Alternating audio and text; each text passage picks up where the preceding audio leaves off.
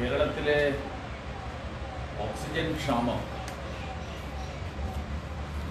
വളരെ ഗുരുതരമായിട്ട് തുടരുന്നു എന്നുള്ള വാർത്തകൾ ഇത് സംബന്ധിച്ചിട്ടുള്ള വിവരങ്ങൾ കേന്ദ്ര സർക്കാരിൽ ഈ പ്രവർത്തനത്തിന് നേതൃത്വം നൽകുന്ന ബന്ധപ്പെട്ട വകുപ്പ് മന്ത്രിയുമായിട്ട് സംസാരിച്ചിരുന്നു. വിദേശത്ത് നിന്ന് ഇറക്കുമതി ചെയ്യുന്ന ഓക്സിജൻ അത് സംസ്ഥാനങ്ങളുടെ ആവശ്യാനുസരണം വിതരണം ചെയ്യുക എന്നുള്ള സമീപനമാണ് കേന്ദ്ര സർക്കാർ സ്വീകരിച്ചിട്ടുള്ളത്.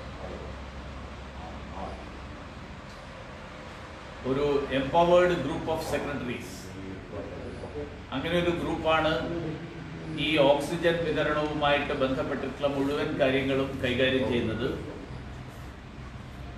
എനിക്ക് മനസ്സിലാക്കാൻ കഴിഞ്ഞിട്ടുള്ളത് സംസ്ഥാന സർക്കാരിലെ ഉദ്യോഗസ്ഥന്മാരുമായി ഈ എംപവേർഡ് ഗ്രൂപ്പിലെ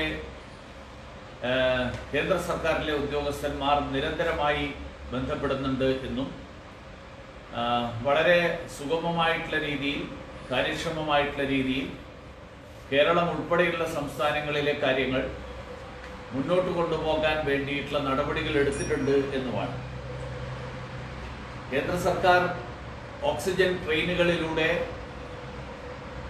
അതോടൊപ്പം വിമാനങ്ങൾ ഉൾപ്പെടെ ഉപയോഗപ്പെടുത്തിക്കൊണ്ട് രാജ്യത്ത് എല്ലായിടത്തും ഓക്സിജൻ ലഭ്യമാക്കാനുള്ള നടപടികൾ എടുക്കുന്നുണ്ട്. ട്രെയിൻ മാർഗം മാത്രം 2511 മെട്രിക് ടൺ ഓക്സിജൻ ഇതുവരെ ലഭ്യമാക്കിയിട്ടുണ്ട്. കേരളത്തിന് ഓക്സിജൻ ലഭ്യമായി കഴിഞ്ഞതിന് ശേഷം അത് സംസ്ഥാനത്ത് എല്ലാ സ്ഥലത്തും എത്തിക്കാൻ ആവശ്യമായിട്ടുള്ള ടാങ്കറുകൾ, ആ ടാങ്കറുകൾ ഉണ്ട് എന്ന് ഉറപ്പുവരുത്തേണ്ടത് സംസ്ഥാന സർക്കാരാണ്. ആ കാര്യം സംസ്ഥാന സർക്കാർ ശ്രദ്ധിക്കേണ്ടത്. ഇത് സംബന്ധിച്ച് ബഹുമാന്യനായിട്ടുള്ള മുഖ്യമന്ത്രി ഒരു കത്ത് അയച്ചതായിട്ട് ശ്രദ്ധയിൽപ്പെട്ടു. ആ കത്തിൽ അദ്ദേഹം ഓക്സിജൻ ഇറക്കുമതി ചെയ്യാനും വിതരണം ചെയ്യാനും വിദേശകാര്യ മന്ത്രാലയത്തോട് നിർദ്ദേശിക്കണം എന്ന് പ്രധാനമന്ത്രിയോട് അഭ്യർത്ഥിച്ചതായിട്ടാണ് എനിക്ക് മനസ്സിലാക്കിയത്. എനിക്ക് തോന്നുന്നത് ഈ കയറ്റിറക്കുമതിയുടെ ചുമതല വിദേശകാര്യ വകുപ്പിനാണെന്ന് അദ്ദേഹത്തെ ആരോ തെറ്റിദ്ധരിപ്പിച്ചിട്ടുണ്ട്. അത് വിദേശകാര്യ വകുപ്പല്ല അത് കൈകാര്യം ചെയ്യുന്നത്. അതുകൊണ്ട് ആ കാര്യം അദ്ദേഹം തിരുത്തുമെന്ന് ഞാൻ വിശ്വസിക്കുകയാണ്. ഇതൊക്കെ പറഞ്ഞപ്പോൾ നമ്മുടെ നാട്ടിലെ മാധ്യമ പ്രവർത്തകരും ഇത് അദ്ദേഹത്തിന്റെ ശ്രദ്ധയിൽപ്പെടുത്തിയിട്ടില്ല. ഓക്സിജൻ പ്ലാന്റുകളെ പറ്റിയിട്ട് ഞാൻ കഴിഞ്ഞ ഒരു ദിവസം നിങ്ങളോട് സംസാരിച്ചിരുന്നു. അന്ന് ഞാൻ സംസാരിച്ചപ്പോൾ കേന്ദ്രം അനുവദിച്ച 4 ഓക്സിജൻ പ്ലാന്റുകൾ തുടങ്ങാത്ത കാര്യം ഞാൻ സൂചിപ്പിച്ചിരുന്നു. ഇന്ന് കേരളത്തിലെ പത്രങ്ങളിലൊക്കെ എറണാകുളത്ത് ആ ഓക്സിജൻ പ്ലാന്റിന്റെ പ്രവർത്തനം തുടങ്ങി എന്ന് വാർത്തകൾ. ഞാൻ ഈ പറഞ്ഞ കാര്യങ്ങൾ അന്ന് മാധ്യമങ്ങളും വേണ്ടത്ര അതിന് പ്രാധാന്യം കൊടുത്തില്ല. പലരും പറഞ്ഞത് മുരളീധരൻ സംസ്ഥാന ഗവൺമെന്റിനെ കുറ്റപ്പെടുത്തുന്നു, മുഖ്യമന്ത്രിയെ കുറ്റപ്പെടുത്തുന്നു എന്നൊക്കെയാണ്. എനിക്ക് നിങ്ങളോട് മാധ്യമ പ്രവർത്തകർ എന്നുള്ള നിലയിൽ അഭ്യർത്ഥിക്കാനുള്ളത്, ഇതൊന്നും കുറ്റപ്പെടുത്തലല്ല, ഇതൊക്കെ തിരുത്തലുകൾക്ക് വേണ്ടിയിട്ടുള്ള ഇടപെടലുകളാണ്. കാരണം PM കെയർ ഫണ്ട് ഉപയോഗിച്ചുകൊണ്ട് തൃശ്ശൂർ, തിരുവനന്തപുരം, കോട്ടയം, എറണാകുളം ഈ സ്ഥലങ്ങളിലൊക്കെ ഇത് PM കെയർ ഫണ്ട് ഉപയോഗിച്ച് തിരുവനന്തപുരം, തൃശ്ശൂർ, കോട്ടയം മെഡിക്കൽ കോളേജുകളിലാണ് PM കെയർ ഫണ്ട് ഉപയോഗിച്ച് പ്ലാന്റുകൾ അനുവദിച്ചിട്ടുള്ളത്. ഈ പറഞ്ഞ എറണാകുളം ഒഴിച്ചുള്ള മറ്റു 3 സ്ഥലങ്ങളിലും ഇപ്പോഴും പ്രവർത്തന സജ്ജമായിട്ടില്ല. അത് സജ്ജമാകേണ്ടതുണ്ട്. ഏതാണ്ട് 1 വർഷമായി. മറ്റൊരു കാര്യം ഞാൻ കഴിഞ്ഞ ദിവസം പറഞ്ഞൊരു കാര്യമുണ്ട്. സ്വകാര്യ ആശുപത്രികൾ അടക്കം കോവിഡ് ചികിത്സയ്ക്ക് വേണ്ടിയിട്ട് ലഭ്യമായിട്ടുള്ള കിടക്കകളുടെ എണ്ണം ജനങ്ങളുടെ അറിവിലേക്ക് വേണ്ടിയിട്ട് പുറത്തുവിടണം. ഇന്നലെ ബഹുമാന്യനായിട്ടുള്ള ഹൈക്കോടതിയും അതേ കാര്യമാണ് പറഞ്ഞത്. അപ്പോൾ ഇതൊക്കെ പറയുമ്പോൾ ഇതൊക്കെ മുഖ്യമന്ത്രി വിമർശിക്കലാണ് എന്ന് പറഞ്ഞ് ഇടതുപക്ഷത്തിന്റെ ഭാഗമായി നിന്നുകൊണ്ടുള്ള ഇടതുപക്ഷത്തിന്റെ പ്രചരണം, ആ പ്രചരണം മാധ്യമങ്ങൾ കൂടി ഏറ്റെടുക്കുന്നത് ദൗർഭാഗ്യകരമാണ്.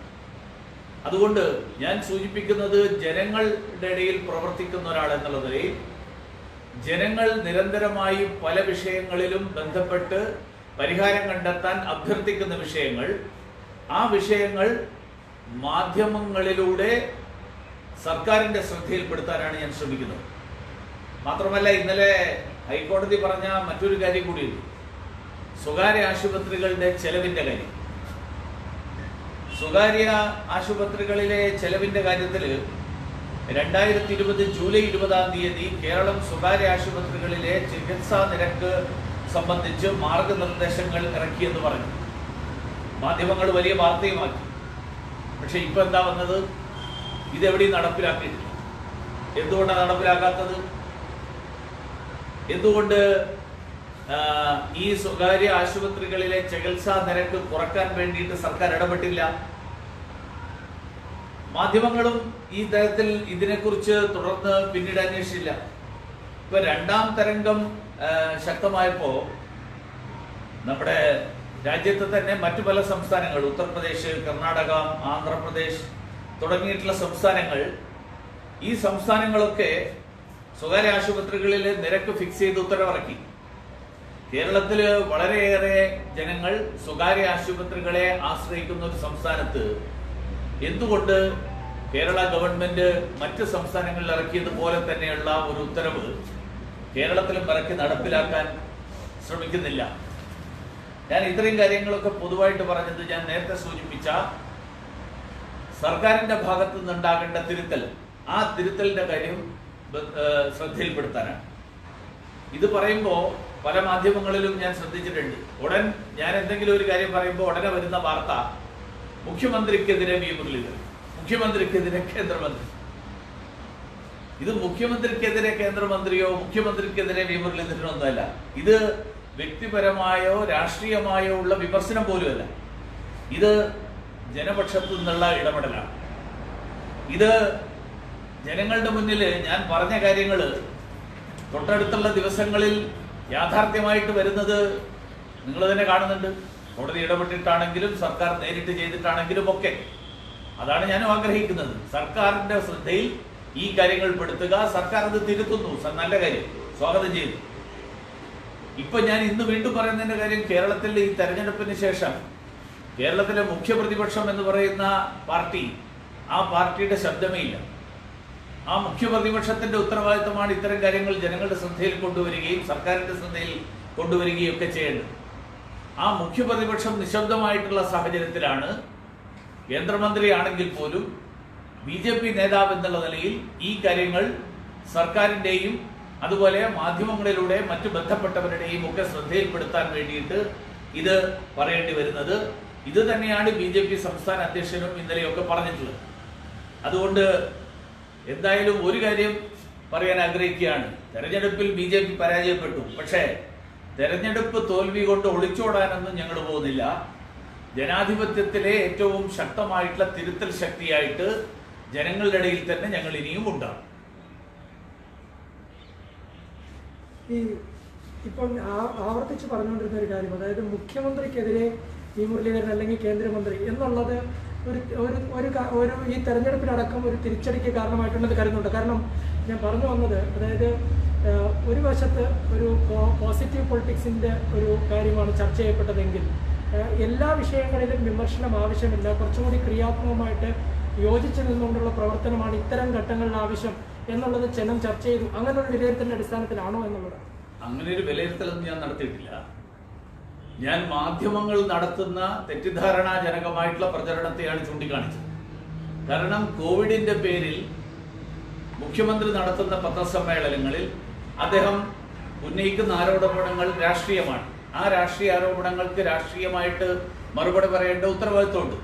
പക്ഷെ അതിനെ മുഖ്യമന്ത്രിക്കെതിരെ മുരളീധരനോ മുഖ്യമന്ത്രിക്കെതിരെ കേന്ദ്രമന്ത്രിയോ എന്നുള്ള നിലയിൽ ചിത്രീകരിക്കുന്നതിന് പകരം ഇപ്പോൾ ഞാൻ ഈ പറഞ്ഞ കാര്യങ്ങൾ, ഓക്സിജൻ ക്ഷാമം, ഞാൻ കഴിഞ്ഞ ദിവസം പറഞ്ഞു ഇന്നിപ്പോൾ എറണാകുളത്ത് തുടങ്ങിയെന്ന് പറയും. മറ്റു 3 സ്ഥലത്ത് ഇപ്പോഴും തുടങ്ങിയിട്ടില്ല. അതുപോലെ ഈ സ്വകാര്യ ആശുപത്രികളുടെ നിരക്കിന്റെ കാര്യം, ഇതെല്ലാം പറയുന്ന കാര്യങ്ങൾ അടുത്ത ദിവസങ്ങളിൽ അത് തിരുത്തുന്നുണ്ട് എന്നുള്ളത് വസ്തുതയാണ്. സംസ്ഥാന സർക്കാർ അത് തിരുത്താൻ വേണ്ടിയിട്ട് സന്നദ്ധത പ്രകടിപ്പിക്കുമ്പോഴും മാധ്യമങ്ങളെ ഉപയോഗിച്ചുകൊണ്ട് ഇത് മുഖ്യമന്ത്രിയെ അനാവശ്യമായിട്ട് ആക്രമിക്കുന്നു. അനാവശ്യമല്ല, അദ്ദേഹം പറയുന്ന രാഷ്ട്രീയത്തിന് രാഷ്ട്രീയമായിട്ട് മറുപടി പറയും, അദ്ദേഹത്തിന്റെ പോരായ്മകൾ ചൂണ്ടിക്കാണിക്കും, സർക്കാരിന്റെ വീഴ്ചകൾ ചൂണ്ടിക്കാണിക്കും. അത് പ്രതിപക്ഷത്തിന്റെ ജനാധിപത്യപരമായിട്ടുള്ള ചുമതലയാണ്. ആ ചുമതല നിറവേറ്റുന്നേ ഉള്ളൂ. ഈ തെരഞ്ഞെടുപ്പിന്റെ തോൽവി ഇതുവരെ വിലയിരുത്തിയിട്ടില്ല എന്നുള്ളത് വസ്തുതയാണ്. എങ്കിൽ പോലും കേരളത്തിൽ വളരെ സജീവമായി ഇടപെട്ടിരുന്ന ഒരു വ്യക്തി എന്ന നിലയിൽ സംസ്ഥാന പ്രസിഡന്റും BJPയുടെ ഏറ്റവും കൂടുതൽ അംഗത്വം ചേർക്കുന്ന ഒരു വ്യക്തിയായിരുന്നുകൊണ്ട് ഞാൻ ചോദിക്കുകയാണ്, ഈ തെരഞ്ഞെടുപ്പിന് എന്താണ് തിരിച്ചടിക്ക് കാരണമായി പ്രാഥമികമായി കാണാൻ കഴിയുന്നത്? പല കാരണങ്ങളുണ്ട്. BJPക്ക് കിട്ടിയിരുന്ന ചില ജനവിഭാഗങ്ങളുടെ പിന്തുണ 2016 പുതുതായിട്ട് കിട്ടിയ പിന്തുണ, ആ പിന്തുണ ഇത്തവണ കിട്ടിയിട്ടില്ല എന്നുള്ള ഒരു പൊതുവിലയിരുത്തലുണ്ടായിട്ടുണ്ട്.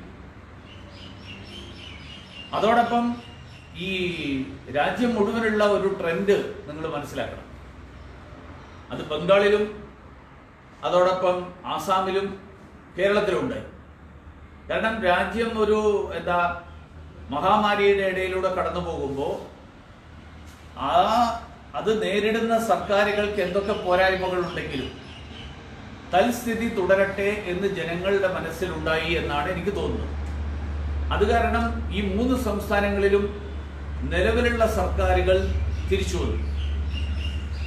ഇത്രയും വ്യാപകമായിട്ട് നിലവിലുള്ള സർക്കാരുകൾ തിരിച്ചു വരാൻ അല്ലെങ്കിൽ ഒരു കാരണവുമില്ല. കാരണം ഞാനിപ്പോൾ ബംഗാളിൽ നിന്നാണ് വരുന്നത്. ഇന്നലെയും ഇനിയാന്നും കഴിഞ്ഞ 3 ദിവസമായിട്ട് അവിടെ സർക്കാർ തിരിച്ചു വരാനുള്ള ഒരു കാരണവുമില്ല. പക്ഷേ അവിടെ പോലും സർക്കാർ തിരിച്ചു വന്നു എന്ന് പറയുമ്പോൾ സ്വാഭാവികമായും തൽസ്ഥിതി തുടരട്ടെ എന്ന് ജനങ്ങൾ ആലോചിച്ചു എന്നാണ് ഒരു കാരണം. മറ്റ് പല ഈ കോവിഡ് കാലത്ത് നടത്തിയിട്ടുള്ള പ്രവർത്തനങ്ങളുടെ കാര്യത്തിൽ ജനങ്ങൾ അതൊക്കെ സംസ്ഥാന സർക്കാരിന്റെ നേട്ടമായിട്ട് കണക്കാക്കിയിട്ടുണ്ടാകാം. കേന്ദ്രത്തിൽ നിന്ന് നൽകിയിട്ടുള്ള അരി ഉൾപ്പെടെയുള്ള കാര്യങ്ങൾ സംസ്ഥാന സർക്കാർ തങ്ങളുടെ സംഭാവന എന്നുള്ള നിലയിൽ, തങ്ങളുടെ നേട്ടം എന്നുള്ള നിലയിൽ ജനങ്ങളുടെ മുന്നിൽ ചിത്രീകരിക്കുന്നതിൽ അവർ വിജയിച്ചിട്ടുണ്ടാകാം. അതിൽ ഇത് കേന്ദ്ര സർക്കാരിന്റെ ഒരു ക്ഷേമ പ്രവർത്തനങ്ങളുടെ ഭാഗമാണ് എന്നുള്ളത് ജനങ്ങളിൽ എത്തിക്കാൻ BJPയുടെ പോരായ്മ ഉണ്ടായിട്ടുണ്ടാകാം. ഇങ്ങനെയുള്ള പല ഘടകങ്ങളുണ്ടാവും. അതിന്റെ വിശദമായിട്ട് നിയോജക മണ്ഡലം അടിസ്ഥാനത്തിലുള്ള വിലയിരുത്തൽ, ആ വിലയിരുത്തൽ നടക്കും. ഇന്നലെ സംസ്ഥാന ഭാരവാഹി യോഗത്തിൽ ഞാൻ പങ്കെടുത്തിരുന്നില്ല. ഇന്നലെ അവിടെ ബംഗാളിലെ ഈ സംഭവങ്ങളുടെയൊക്കെ തുടർന്നുള്ള സമയമായതുകൊണ്ട് എനിക്ക് പങ്കെടുക്കാൻ പറ്റിയില്ല. സംസ്ഥാന അധ്യക്ഷനുമായിട്ട് ഞാൻ ഇന്ന് സംസാരിക്കുകയുള്ളൂ ഇന്നലത്തെ യോഗത്തിൽ എന്തൊക്കെ കാര്യങ്ങൾ വന്നുവെന്ന്. പക്ഷെ കോർ ഗ്രൂപ്പ് യോഗത്തിൽ പൊതുവായിട്ട് ഉന്നയിക്കപ്പെട്ട വിഷയങ്ങളാണ് ഞാനിപ്പോൾ പറഞ്ഞതിന്റെ കാര്യം. ഈ LDF-ഉം പറയുന്നത് UDF-ഉം പറയുന്നത് BJPയുടെ വോട്ട് കച്ചവടമാണ്. 2 വിഭാഗങ്ങളും BJP ആണ് ഇക്കാര്യത്തിൽ പ്രതിസ്ഥാനത്ത് നിൽക്കുന്നത്. വോട്ട് കച്ചവടം നടന്നിട്ടുണ്ട്. അല്ല, ഒന്നാമത്തെ കാര്യം അതാണ് ഞാൻ പറഞ്ഞത്. ഈ കേരളത്തിന്റെ ഏറ്റവും ബഹുമാന്യനായിട്ടുള്ള സ്ഥാനത്തിരിക്കുന്ന മുഖ്യമന്ത്രി അദ്ദേഹം കോവിഡിന് വേണ്ടിയിട്ട് നടത്തുന്ന പത്രസമ്മേളനത്തിന്റെ ഭാഗമായിട്ട് വോട്ട് കച്ചവടം എന്നുള്ള ആരോപണം ഉന്നയിക്കുമ്പോൾ അദ്ദേഹം ഏറ്റവും ചുരുങ്ങിയത് 2016-ലെയും 2019-ലെയും തെരഞ്ഞെടുപ്പ് കാര്യമെങ്കിലും ആലോചിക്കണം. കേരളത്തിലെ എത്രയോ മണ്ഡലങ്ങളിൽ CPM-ന്റെ വോട്ട് കുറഞ്ഞത് കച്ചവടമായിരുന്നോ? അപ്പോൾ ഓരോ തെരഞ്ഞെടുപ്പിൽ ആ തെരഞ്ഞെടുപ്പിന്റെ രാഷ്ട്രീയ സാഹചര്യം, ആ തെരഞ്ഞെടുപ്പിന്റെ പ്രത്യേകതകൾ, ഇതൊക്കെ കണക്കിലെടുത്തുകൊണ്ട് പാർട്ടിയില്ലാത്ത ആളുകൾ വോട്ട് ചെയ്യും. BJPക്ക് വോട്ട് ചെയ്ത എല്ലാവരും BJPയുടെ അടിയുറച്ച അനുയായികൾ മാത്രമാണ് എന്ന് ഞാൻ വിശ്വസിക്കുന്നില്ല. ഇത്തവണ ഞങ്ങൾക്ക് കിട്ടിയിട്ടുള്ള ഏതാണ്ട് 11.5% വോട്ട്, ആ വോട്ട് BJPക്കാരുണ്ട്, BJPയുടെ അനുഭാവികളുണ്ട്, നിഷ്പക്ഷരായിട്ടുള്ള ആളുകളുണ്ട്, മറ്റു പാർട്ടികളിൽ പെടുന്ന ആളുകൾ പോലും ഒരു പ്രത്യേക സ്ഥലത്തെ സ്ഥാനാർത്ഥിയോടുള്ള താല്പര്യം കൊണ്ട് വോട്ട് ചെയ്ത ആൾക്കാരുണ്ട്. അവരൊക്കെ ആ സ്ഥാനാർത്ഥിയുമ്പോൾ വോട്ട് ചെയ്യും. അടുത്ത തവണ അവർ വോട്ട് ചെയ്യണമെന്നില്ല. അടുത്ത തവണത്തെ സ്ഥാനാർത്ഥിയോട് താല്പര്യമുള്ളവർ വോട്ട് ചെയ്യും, നേരത്തെ വോട്ട് ചെയ്യാതിരുന്നവർ.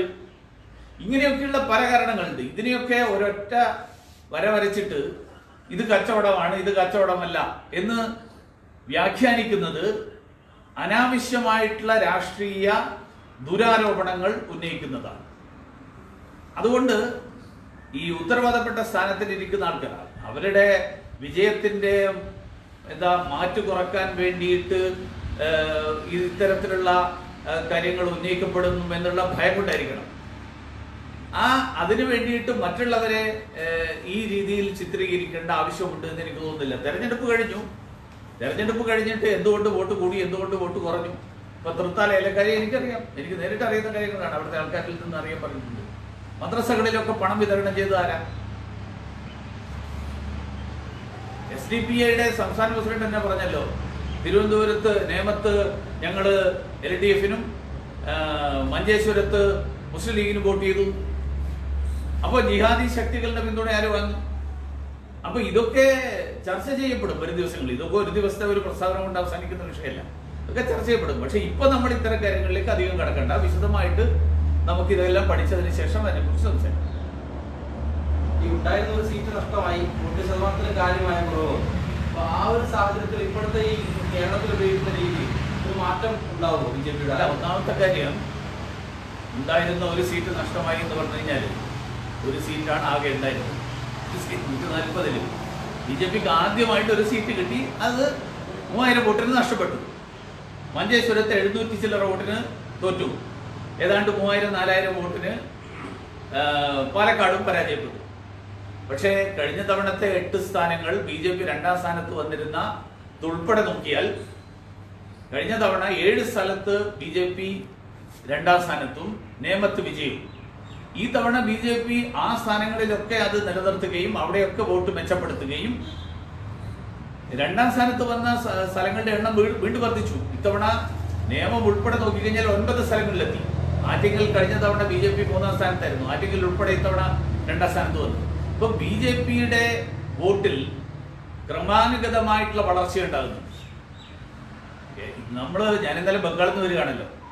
1962 മുതൽ ഭരിച്ചുകൊണ്ടിരിക്കുന്ന അല്ലെങ്കിൽ ഭരണത്തിലോ പ്രതിപക്ഷത്തോ മുഖ്യ പ്രതിപക്ഷമോ ആയിരുന്ന ഒരു പാർട്ടി ഒരു സീറ്റ് പോലും കിട്ടാതെ 100-ലധികം സ്ഥലങ്ങളിൽ ജാമ്യസംഖ്യ നഷ്ടപ്പെട്ട ഒരു പാർട്ടി. അവിടെ അപ്പോൾ തൃണമൂൽ കോൺഗ്രസിനാണോ വോട്ട് വിറ്റത്? ഈ വോട്ട് കുറയുന്നതൊക്കെ വോട്ട് വിൽക്കലാണോ? ജനാധിപത്യത്തിൽ അത് ജനപിന്തുണ കുറയുന്നതാണോ? അതോ ഒരു താൽക്കാലിക പ്രതിഭാസമാണോ? പല കാരണങ്ങളുണ്ടാവും. കേരളത്തിലേത് ഒരു താൽക്കാലികമായിട്ടുണ്ടായിട്ടുള്ള ഒരു തിരിച്ചടിയാണ്. ഈ താൽക്കാലികമായിട്ടുള്ള തിരിച്ചടി മറികടന്നുകൊണ്ട് BJP മുന്നോട്ട് പോകും. ഈ ഉത്തരേന്ത്യയിൽ പയറ്റിക്കളിച്ച തന്ത്രങ്ങൾ കേരളത്തിൽ നടപ്പാക്കുന്നത് വിലപ്പോകില്ല എന്നാണ് CKP പറയുന്നത്. ഞാൻ CKP പറഞ്ഞതിന് ഞാൻ കേട്ടിട്ടില്ല. കാരണം എന്താ വെച്ച് കഴിഞ്ഞാൽ നിങ്ങളൊക്കെ കാണിക്കുന്നത് വെച്ചാൽ ഒരു സെന്റൻസാണ്. അത് അദ്ദേഹം BJPയോട് തന്നെയാണോ പറഞ്ഞത്, അതോ കോൺഗ്രസിനോടാണോ വേറെ ആരോടൊക്കെ ആണോ പറഞ്ഞത് പോലും എനിക്കറിയാം. അങ്ങനെ ഉണ്ടെങ്കിൽ അദ്ദേഹം BJP യോഗത്തിൽ പറയും. അല്ല, ബംഗാളിലെ ഈ 0-ൽ നിന്നാണെങ്കിൽ 3-ൽ നിന്നാണെങ്കിൽ പോലും ഇത്രയൊരു കുതിച്ചുചാട്ടമാണ് ഉണ്ടാക്കിയത്. കേരളത്തിൽ പക്ഷെ അങ്ങനെ ഒരു കാര്യമായ ഒരു നേട്ടം ഉണ്ടാക്കാൻ ഓരോ സംസ്ഥാനത്തും ആ സംസ്ഥാനത്തിൻ്റെതായിട്ടുള്ള രീതികൾ ഉണ്ടാവും, ആ സംസ്ഥാനത്തിൻ്റെതായിട്ടുള്ള രാഷ്ട്രീയ സാഹചര്യം ഉണ്ടാവും. ഓ, ബംഗാളിൽ 3-ൽ നിങ്ങൾ ഇന്നലെ വരെ നിങ്ങളെല്ലാവരും ചോദിച്ചിരുന്നത് ബംഗാളിൽ തിരിച്ചടി എന്നല്ലേ എല്ലാ മാധ്യമങ്ങളും പറഞ്ഞിരുന്നത് BJP.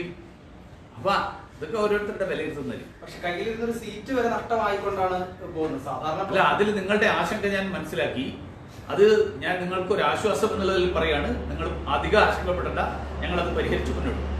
മറ്റൊന്ന് ബംഗാളിലെ ഇന്നലത്തെ സ്ഥിതിയെ കുറിച്ചാണ്. എങ്ങനെയാണത് കാണുന്നത്? അല്ല, ബംഗാളിലെ അങ്ങേയറ്റത്തെ അരാജകത്വമാണ് ഇപ്പൊ നിലനിൽക്കുന്നത്. കാരണം അവിടെ BJPയുടെ തെരഞ്ഞെടുക്കപ്പെട്ട MLA-മാരിൽ നിരവധി ആളുകൾക്ക് അവരുടെ സ്വന്തം വീട്ടിൽ പോലും പോകാൻ പറ്റാത്ത സ്ഥിതിയാണ്. ഞാൻ ഇന്നലെ ഈ അക്രമ സംഭവം കഴിഞ്ഞതിന് ശേഷം തൊട്ടടുത്തുള്ള അതേ ജില്ലയിൽ വെസ്റ്റ് മിഡ്നാപൂരിലെ തൊട്ടടുത്തുള്ള സ്ഥലത്ത് ഞാൻ പോയി. ഘട്ടാൽ അവിടുത്തെ MLA ഞാൻ കണ്ടു. BJP ആദ്യമായിട്ട് തെരഞ്ഞെടുക്കപ്പെട്ട ഒരു MLA ആണ്, ശീതൽ. അദ്ദേഹം പറഞ്ഞത് ഞാൻ വീട്ടിൽ പോയിട്ട് കുറേ ദിവസങ്ങളായിരുന്നു. അദ്ദേഹത്തിന് വീട്ടിൽ പോകാൻ പറ്റാത്ത സ്ഥിതിയാണ്. പോലീസിന് പോലും പ്രൊട്ടക്ഷൻ കൊടുക്കാൻ പറ്റുന്നില്ല വീട്ടിൽ പോകാൻ വേണ്ടി. ഞാൻ ഇന്നലെ ഈ കണ്ട ആളുകളിൽ നിന്ന് ആയിരക്കണക്കിന് വീടുകൾ തകർക്കപ്പെട്ടിട്ടുണ്ട്. പോലീസ് സ്റ്റേഷനിൽ പരാതി കൊടുക്കാൻ പോലും പറ്റാത്ത സാഹചര്യം, അഥവാ പോയാൽ പരാതി സ്വീകരിക്കാത്ത സാഹചര്യം. റേഷൻ ഷോപ്പ് ഉടമകളെ തൃണമൂൽ കോൺഗ്രസുകാർ ഭീഷണിപ്പെടുത്തി അവർ പറയുന്ന ലിസ്റ്റിൽ പെടാത്ത ഒരാൾക്കും ഈ ഭക്ഷ്യവസ്തുക്കൾ വിതരണം ചെയ്യരുത് എന്ന് നിർദ്ദേശിച്ച സാഹചര്യം. സ്ത്രീകൾക്കെതിരായിട്ടുള്ള മാനഭംഗങ്ങൾ. ഒരു പാർട്ടിയുടെ അഖിലേന്ത്യാ അധ്യക്ഷൻ ശ്രീ JP നഡ്ഡാജി പറഞ്ഞതുപോലെ വിഭജന കാലത്തുണ്ടായിരുന്നതിന് സമാനമായിട്ടുള്ള ഒരു സാഹചര്യം, ആ സാഹചര്യമാണ് ഇന്ന് ബംഗാളിലുള്ളത്. ഈ അരാജകത്വം അവസാനിപ്പിക്കാൻ മുഖ്യമന്ത്രി അടിയന്തരമായിട്ട് നടപടികൾ എടുത്തില്ലെങ്കിൽ അവരുടെ കയ്യിൽ പോലും നിൽക്കാത്ത തരത്തിൽ കാര്യങ്ങൾ കൈവിട്ടു പോകാനുള്ള സാധ്യത. ഇപ്പൊ നടക്കുന്ന സംഭവങ്ങളിൽ തൃണമൂൽ കോൺഗ്രസിന്റെ പങ്കാളിത്തം വളരെ വ്യക്തമാണ്. നിയന്ത്രണത്തിന് അപ്പുറത്ത് കാര്യങ്ങൾ പോകുന്നു. കൈവിട്ടു പോയത് കൊണ്ടാണ് ഇതൊക്കെ സംഭവിക്കുന്നത് എന്ന് എനിക്ക് അഭിപ്രായമില്ല. ഇപ്പൊ തൃണമൂൽ കോൺഗ്രസുകാരുടെ നിർദ്ദേശപ്രകാരവും അവരുടെ പ്രേരണയിലും അവർ തന്നെ വളർത്തി കൊണ്ടുവന്നിട്ടുള്ള ഗുണ്ടകളും അങ്ങനെയുള്ള ആളുകളൊക്കെ തന്നെയാണ് ഈ അക്രമത്തിന്റെ പിന്നിലുള്ളത്. അതുകൊണ്ട് തൃണമൂൽ കോൺഗ്രസ് മനസ്സിലാക്കേണ്ടത് ഈ കോവിഡിന്റെ ഒരു പ്രത്യേക സാഹചര്യത്തിൽ അവർ വീണ്ടും ഭരണ തുടർച്ച ഉണ്ടായി എന്നുള്ളത് എന്ത് തോന്നിവാസത്തിനുള്ള ലൈസൻസ് ആണ് എന്ന് തെറ്റിദ്ധരിക്കരുത്. അതുകൊണ്ട് തുടർഭരണം എന്ത് തോന്നിവാസത്തിനുള്ള ലൈസൻസ് ആണ് എന്ന് തെറ്റിദ്ധരിക്കാതിരിക്കുന്നത് ജനാധിപത്യപരമായിട്ടുള്ള കാര്യങ്ങൾ മുന്നോട്ട് പോകുന്നതിന് സഹായം. ഇന്നലെ പോലീസ് ഉണ്ടായിരുന്നോ? ഇടപെട്ടില്ലേ പോലീസ്? അല്ല, അതായത് ഒരു കേന്ദ്രമന്ത്രിയുടെ യാത്രയിൽ ഉണ്ടാകുന്ന പോലീസ്, ആ പോലീസിന്റെ പ്രാഥമികമായിട്ടുള്ള കർത്തവ്യം കേന്ദ്രമന്ത്രിയെ അപകടമുണ്ടാകാതെ ആ സ്ഥലത്ത് നിന്ന് രക്ഷപ്പെടുത്തുക എന്നുള്ളത്. അതവർ ചെയ്തു. അവിടുത്തെ ബാക്കി ആളുകളെ നേരിടാൻ അവർ പോയിരുന്നെങ്കിൽ ഒരുപക്ഷെ കൂത്തുപറമ്പ് പോലത്തെ സാഹചര്യം ഉണ്ടായിരുന്നു. വെടിവെപ്പും മരണവും ഒക്കെ ഉണ്ടാവും. അപ്പോൾ ജനങ്ങളെ നേരിടുന്നതിന് പകരം, അല്ലെങ്കിൽ അക്രമികളെ നേരിടുന്നതിന് പകരം, ജനങ്ങളെ മുഴുവൻ തന്നെ ശത്രുക്കളാക്കുന്നതിന് പകരം കേന്ദ്രമന്ത്രിയുടെ സുരക്ഷ അവർ ഉറപ്പുവരും. രാഷ്ട്രീയ സംഘർഷം മാത്രമാണോ അതോ ഇതൊരു വർഗീയ സ്വഭാവമാണോ? അല്ല, അങ്ങനെ ഒരു ആരോപണം വളരെ കാര്യമായിട്ട് ഉയർന്നു വന്നിട്ടുണ്ട്. കാരണം തൃണമൂൽ കോൺഗ്രസിന്റെ വിജയത്തിന്റെ പിന്നിൽ തീവ്ര ജിഹാദി സംഘടനകളുടെ പങ്ക് അത് വളരെ വ്യക്തമാണ്. അങ്ങനെയുള്ള പ്രദേശങ്ങളിൽ വലിയ വിജയം അവർക്കുണ്ടായിട്ടുണ്ട്. അവരുടെ പിന്തുണ വളരെ ഇതായിട്ടുണ്ട്. അത് ഇപ്പോഴത്തെ ഈ തെരഞ്ഞെടുപ്പ് കാലത്ത് മാത്രമല്ല, തെരഞ്ഞെടുപ്പിന് മുൻപും അവിടെ ബംഗാളിൽ നവരാത്രി ആഘോഷങ്ങൾക്ക് അടക്കം നിരോധനം ഏർപ്പെടുത്തിക്കൊണ്ട് മുസ്ലിം വിഭാഗത്തെ വോട്ട് ബാങ്കാക്കിയിട്ട് കണക്കാക്കിക്കൊണ്ട് ആ രീതിയിലുള്ള പ്രവർത്തനം മമതാ ബാനർജിയുടെ ഭാഗത്ത് നിന്ന് കഴിഞ്ഞ കുറച്ച് കാലങ്ങളായിട്ടുണ്ട്. അതിന്റെ ഒരു പ്രയോജനം അവർക്ക് ഈ തെരഞ്ഞെടുപ്പിൽ ലഭിച്ചിട്ടുണ്ട് എന്നാണ് മനസ്സിലാക്കുന്നത്. അത് അക്രമത്തിലേക്ക് തിരിഞ്ഞപ്പോ അക്രമത്തിലും ഹിന്ദു ജനവിഭാഗത്തിൽപ്പെടുന്ന ആളുകളെ തെരഞ്ഞുപിടിച്ച് ആക്രമിക്കുന്നതായും തൃണമൂൽ കോൺഗ്രസിന് വോട്ട് ചെയ്തവരായിട്ടുള്ള ഹിന്ദുക്കളെ അടക്കം ആക്രമിക്കുന്നതായിട്ടുമുള്ള സംഭവങ്ങൾ, ആ സംഭവങ്ങൾ അടക്കം ശ്രദ്ധയിൽപ്പെട്ടിട്ടുണ്ട്. അത് എന്തായാലും കേന്ദ്ര ആഭ്യന്തര വകുപ്പ് ആ കാര്യം വേണ്ട രീതിയിൽ അതിന് ശ്രദ്ധ കൊടുത്തുകൊണ്ട് ഇന്നലെ ഞാൻ അറിഞ്ഞിടത്തോളം കേന്ദ്ര സർക്കാരിൽ ആഭ്യന്തര വകുപ്പിന്റെ ഒരു സംഘം ബംഗാളിൽ പോയിട്ടുണ്ട്. അവർ കാര്യങ്ങൾ വേണ്ട രീതിയിൽ ശാന്തമാക്കാൻ വേണ്ടിയിട്ടുള്ള നടപടികളും ബാക്കിയുള്ള കാര്യങ്ങളും ഒക്കെ അവർ മുൻകൈ എടുക്കുമെന്ന് ഞാൻ വിശ്വസിക്കുന്നു. ഒരു കാര്യം കൂടി, അതായത് കേരളവുമായി ബന്ധപ്പെട്ടാണ്. അതായത് ഇതൊരു താൽക്കാലിക പ്രതിഭാസമാണ് എന്ന് താങ്കൾ പറയുന്നു. ഒപ്പം ഈ വോട്ട് കച്ചവടം ഇല്ലാന്നും താങ്കൾ പറയുന്നു. പക്ഷേ BJPയുടെ തന്നെ നേതാക്കൾ KS രാധാകൃഷ്ണനാണെങ്കിലും ഒക്കെ തന്നെ ഈ മണ്ഡലങ്ങളിൽ വോട്ട് കച്ചവടം അല്ലെങ്കിൽ വോട്ട് മറിഞ്ഞിട്ടുണ്ട് എന്നുള്ളത് പരിശോധിക്കണമെന്ന് പറയുന്നു. താങ്കളെപ്പോലുള്ള മുതിർന്ന നേതാവ് അത് തള്ളിക്കളയുമ്പോൾ ഒരു കൃത്യമായിട്ടുള്ള ഒരു പരിശോധന നടക്കാൻ ഇനി സാധ്യതയുണ്ടോ? പരിശോധന നടക്കില്ല എന്നല്ലല്ലോ ഞാൻ പറഞ്ഞ മണ്ഡലം അടിസ്ഥാനത്തിൽ പരിശോധിക്കുന്നതാണ്. അതായത് സംസ്ഥാനം മുഴുവനുള്ള ഒരൊറ്റ കാര്യമായിട്ട് ഇതിനെ കാണുന്നതിന് പകരം ഓരോ മണ്ഡലത്തിലെയും സാഹചര്യം എന്താണ്, ആ മണ്ഡലത്തിലെ പ്രശ്നങ്ങൾ എന്താണ് എന്നുള്ളത് പരിശോധിക്കും. അത് പരിശോധിച്ചുകൊണ്ട് നടപടി ഉണ്ടാവും. ഇത് സംസ്ഥാനം മുഴുവൻ BJP ഇങ്ങനെയാണ് എന്ന് വ്യാഖ്യാനിക്കാൻ വേണ്ടിയിട്ട് BJPയുടെ രാഷ്ട്രീയ എതിരാളികളായിട്ട് CPM-ഉം കോൺഗ്രസും ഒക്കെ നടത്തുന്ന ശ്രമം, ആ ശ്രമം ഞാൻ തള്ളിക്കളയും. ആ ശ്രമത്തിൽ ഒരു കഴമ്പുമില്ല എന്ന് ഞാൻ ഉറപ്പിച്ചു പറയുന്നു. പക്ഷെ അതേസമയത്ത് BJPക്ക് എവിടെയൊക്കെ വോട്ട് കുറഞ്ഞു, കുറെ സ്ഥലങ്ങളിൽ വോട്ട് കൂടിയിട്ടുണ്ട്. അപ്പോൾ വോട്ട് കുറഞ്ഞ സ്ഥലങ്ങളിൽ എന്തുകൊണ്ട് വോട്ട് കുറഞ്ഞു എന്നുള്ളത് ഈ തവണയല്ല, എല്ലാ തവണയും ഞങ്ങൾ പരിശോധിക്കാറുണ്ട്. അത് ഈ തവണയും നടന്നു. കെ സുരേന്ദ്രൻ 2 മണ്ഡലങ്ങളിൽ മത്സരിച്ചു. ഹെലികോപ്റ്ററിൽ അദ്ദേഹം യാത്ര നടത്തുകയെല്ലാം ചെയ്തത് ഇതൊക്കെ തിരിച്ചടിയായി എന്ന് കരുതുന്നുണ്ട്. അതെ, അങ്ങനെയൊന്നും എനിക്ക് പറയില്ല. അതൊക്കെ പാർട്ടി എടുത്തിട്ടുള്ള സംഘടനാപരമായിട്ടുള്ള കേന്ദ്ര നേതൃത്വം എടുത്ത തീരുമാനമാണ്. അതിൽ കെ സുരേന്ദ്രന്റെ ഒരു റോളും ഇല്ല. ഈ നമ്മുടെ കഴക്കൂട്ടത്തെ ഒരു ചെറിയ മാർജിനാണ് കഴിഞ്ഞ തവണ താങ്കൾ ഉണ്ടാക്കി വെച്ചത്. പക്ഷെ അവിടെയും വലിയൊരു മാർജിനിൽ ഇപ്പോൾ തോക്കുന്ന അല്ല, ആ മാർജിന്റെ കാരണം UDF പരിപൂർണമായിട്ട് തെരഞ്ഞെടുപ്പിന്റെ തുടക്കം മുതൽ UDF കളം വിട്ടു. കഴിഞ്ഞ തെരഞ്ഞെടുപ്പിൽ ശക്തമായിട്ടുള്ള ത്രികോണ മത്സരം നടന്നു. കാരണം കഴിഞ്ഞ തവണ തെരഞ്ഞെടുപ്പ് നേരിട്ടപ്പോ അന്നത്തെ UDFന്റെ സ്ഥാനാർത്ഥി സിറ്റിംഗ് MLA ആയിരുന്നു. 3 തവണ MLA ആയിട്ടുള്ള ഒരാളാണ് അന്നത്തെ കോൺഗ്രസിന്റെ സ്ഥാനാർത്ഥി. അപ്പോൾ കഴിഞ്ഞ തവണത്തെ തെരഞ്ഞെടുപ്പ് ഫലത്തിൽ അല്ലെങ്കിൽ പ്രചരണത്തിന്റെ ഘട്ടത്തിൽ തമ്മിലാണ് നേരിട്ടുള്ള മത്സരം നടക്കുന്നത്, ആരാണ് പ്രകടമായിട്ട് തന്നെ 3-ാം സ്ഥാനത്ത് എന്ന് വോട്ടെടുപ്പിന്റെ വിവരങ്ങൾ പുറത്തു വരുന്നത് വരെ ആർക്കും അറിയാൻ പറ്റാത്ത ഒരു സ്ഥിതിയായിരുന്നു. ഈ തവണ അതല്ല ഉണ്ടായി. വളരെ വളരെ പ്രകടമായിട്ടുള്ള രീതിയിൽ UDF 3-ാം സ്ഥാനത്താണ് എന്നുള്ളത് എല്ലാവർക്കും, രാഷ്ട്രീയത്തെക്കുറിച്ച് ഒരു സാമാന്യ ധാരണയുള്ള എല്ലാവർക്കും UDF 3-ാം സ്ഥാനത്തെന്ന് വളരെ വ്യക്തമായിരുന്നു. അത് ഇടതുപക്ഷത്തിന് പ്രയോജനപ്പെട്ടു. അവർക്ക് എളുപ്പത്തിൽ UDFന്റെ വോട്ടടക്കം കുറച്ചുകൂടി വോട്ട് ഇങ്ങോട്ടേക്ക് പിടിക്കാൻ പറ്റി. അതിന്റെ പ്രയോജനം അവർക്ക് കിട്ടി. നേമത്തെ സിറ്റിംഗ് MLAയുടെ ചില പരാമർശങ്ങൾ, നേരത്തെ ഉണ്ടായിരുന്ന രാജഗോപാലിന്റെ പരാമർശങ്ങൾ തിരിച്ചടിയായിട്ടുണ്ടോ? സിറ്റിംഗ് MLA ഞാനത് കേട്ടിട്ടില്ല. അതുകൊണ്ട് കേൾക്കാത്ത കാര്യവും അദ്ദേഹം മുഴുവനായിട്ട് പറഞ്ഞ കാര്യങ്ങളും മനസ്സിലാക്കാതെ അഭിപ്രായം പറയുന്നതിൽ കാര്യം. എങ്കിൽ അദ്ദേഹത്തിന്റെ പൂർണ്ണമായ പിന്തുണ ലഭിച്ചു. തീർച്ചയായിട്ടും അദ്ദേഹത്തിന്റെ പൂർണ്ണ പിന്തുണയില്ലാത്ത പ്രശ്നം. തീർച്ചയായിട്ടും ബംഗാളിൽ CPM വളരെ ഒരു മാർജിനലൈസ്ഡ് ആയിട്ടുള്ള പാർട്ടിയാണ്. ഇപ്പോൾ ഒരു സീറ്റ് പോലും കിട്ടിയിട്ടില്ല. 4% താഴെയാണ് അവർക്ക് വോട്ട്. CPMകാരും കൊല്ലപ്പെട്ടിട്ടുണ്ട്. മാത്രമല്ല അവിടെ ബംഗാളിലെ അക്രമ സംഭവങ്ങളെ കുറിച്ച് BJP നടത്തിയിട്ടുള്ള പ്രസ്താവനയോട് യോജിക്കുന്ന തരത്തിലുള്ള പ്രസ്താവനയാണ് CPMന്റെയും കോൺഗ്രസിന്റെയും സംസ്ഥാന നേതൃത്വം പുറത്തിറക്കിയിട്ടുള്ളത്. കേരളത്തിൽ വരുമ്പോൾ CPMകാർ എടുക്കുന്ന സമീപനം വേറെ ആയിരിക്കാം. പക്ഷേ ബംഗാളിൽ ഏതായാലും തൃണമൂൽ കോൺഗ്രസിന്റെ അക്രമത്തിന്റെ ഇരകളായിട്ട് മാറിയിട്ടുള്ള ആളുകളാണ്. ഇപ്പോൾ 34 കൊല്ലത്തെ ഭരണകാലത്ത് CPM ആണ് ഈ തരത്തിലുള്ള ഒരു ക്രിമിനൽ രാഷ്ട്രീയ സംസ്കാരം അത് ബംഗാളിൽ ഉണ്ടാക്കിയത്. ഞാൻ ആ കാലത്തും ബംഗാളിൽ പോയിട്ടുണ്ട്, ABPയുടെ അഖിലേന്ത്യാ ജനറൽ സെക്രട്ടറി എന്നുള്ള നിലയിലൊക്കെ. അപ്പോൾ അന്നും ഞാൻ പോയിട്ടുള്ള ABPയുടെ മീറ്റിംഗ് നടത്താൻ വേണ്ടി കോളേജിൽ പോകുമ്പോൾ അവിടെ SFIക്കാർ ഗുണ്ടായിസം നടത്തി മീറ്റിംഗ് അലങ്കോലപ്പെടുത്തുന്ന സാഹചര്യം അടക്കം ഞാൻ നേരിട്ടിട്ട് അനുഭവമുണ്ട്. അപ്പോൾ ആ ക്രിമിനൽ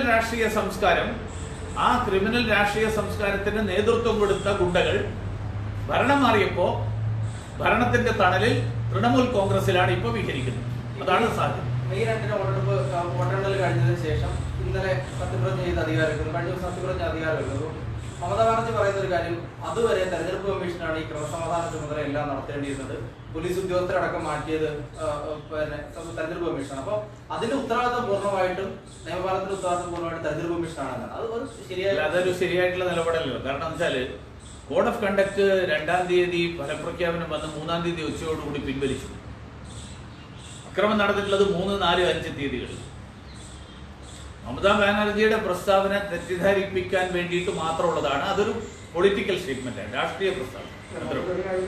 ചില കേന്ദ്രമന്ത്രിമാരാണ് ബംഗാളിൽ സംഘർഷം ഉണ്ടാക്കാൻ ശ്രമിക്കുന്നതെന്നാണ്, പ്രകോപനം ഉണ്ടാക്കുന്നതാണ്. ഇതെല്ലാം അധികാരം 24 മണിക്കൂർ കഴിഞ്ഞതിന് മുമ്പ് കേന്ദ്രത്തിന്റെ ഇടപെടലാണ് അകാലമായി ഉണ്ടാകുന്നത്. അല്ല, അധികാരം ഏറ്റെടുത്തില്ല. അധികാരത്തിലാണ് അവർ നേരത്തെ. അവർ ഇന്നലെ പുതുതായിട്ട് അധികാരം ഏറ്റെടുത്തതല്ല. അവര് നേരത്തെ തന്നെ അധികാരത്തിലാണ്. 1-2 ഉദ്യോഗസ്ഥന്മാരെയാണ് തെരഞ്ഞെടുപ്പ് കമ്മീഷൻ മാറ്റിയത്. ബാക്കി എല്ലാ ഉദ്യോഗസ്ഥന്മാരും മമതാ ബാനർജി നിയോഗിച്ച ഉദ്യോഗസ്ഥന്മാരാണ്.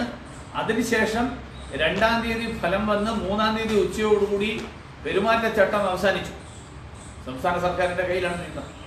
ഈ പ്രകോപനം സൃഷ്ടിക്കുന്ന പ്രസ്താവന താങ്കളുടെ ഈ ആക്രമണത്തിന് പിന്നാലെയാണ്. താങ്കളുടെ അടക്കമുള്ളവരുടെ ഞാൻ എന്റെ എന്ത് പ്രസ്താവനയുള്ളതെന്ന് കാണിക്കട്ടെ. അതൊക്കെ കാരണം അവരുടെ ഗുണ്ടകൾ ഇത്തരത്തിലുള്ള ഇതിനെ ഏർപ്പെടുത്തുമ്പോൾ അതിനെ ന്യായീകരിക്കുന്ന സമീപനാണ് ഇപ്പോഴും മുഖ്യമന്ത്രി തുടരുന്നത് എന്നുള്ളതാണ് ദൗർഭാഗ്യം. ഗുണ്ടായിസത്തെ അപലപിക്കുന്നതിന് പകരം ഗുണ്ടകളെ സംരക്ഷിക്കുന്ന സമീപനം. അതുകൊണ്ടാണ് ഞാൻ പറഞ്ഞത് MLA മാർക്കടക്കം വിട്ടുപോകാൻ പറ്റുന്നില്ല.